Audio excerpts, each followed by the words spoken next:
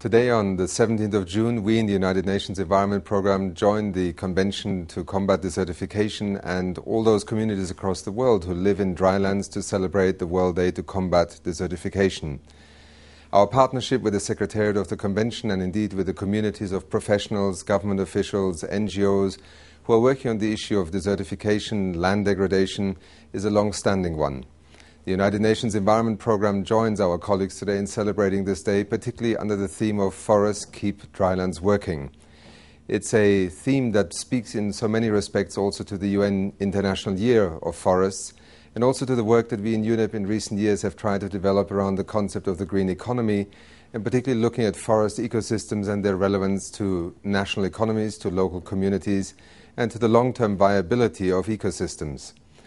It is often a preoccupation of the international community to look at forests through the lens of tropical forests, dense forests, and those areas that can be recognized from far away as being forest ecosystems.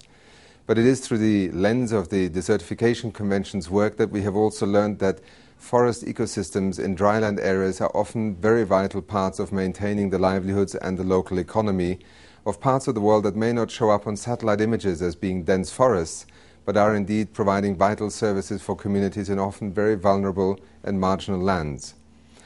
Our recent report on forests and the green economy has demonstrated that the investment in forest ecosystems is not simply a matter of conservation of ecology, but is in fact a vital investment in the productivity and the functioning of whole landscapes and local and national economies. Our collaboration with the Convention has also focused on the functions and services that these ecosystems provide, and indeed trying to, through the work of the Economics of Ecosystems and Biodiversity work, to demonstrate the economic returns on investments in marginal and degraded lands, and particularly from the perspective of also arresting desertification and land degradation. In less than 1 year, the world will reconvene in Rio de Janeiro for the UN Conference on Sustainable Development.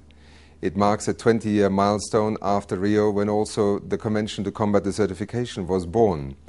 It is a moment to reflect upon both the successes and also the challenges we still face.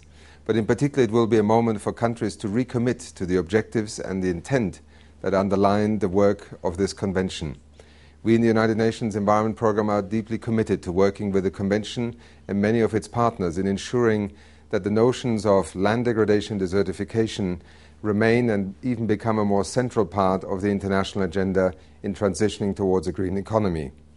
We cannot afford to lose those landscapes that are often considered to be marginal in economic terms, but actually central to the survival and the livelihoods of communities across the world.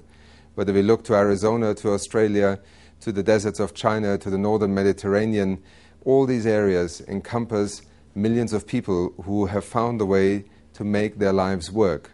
But with many factors around them, these lands are being degraded. Pressures are being imposed upon them. People are being forced to abandon lands where they have lived often for centuries.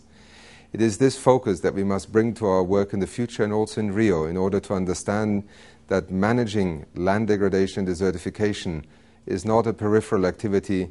It is a vital part of maintaining the productive landscapes and ecosystems of our planet.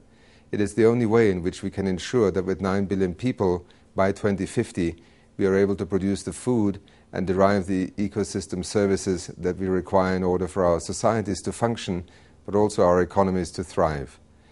We wish you a very happy celebration of this World Day, and we also hope that it is a moment in which our work collectively across so many different sectors and communities will add up to something that can bring a very strong message to the summit next year in Rio de Janeiro. Thank you.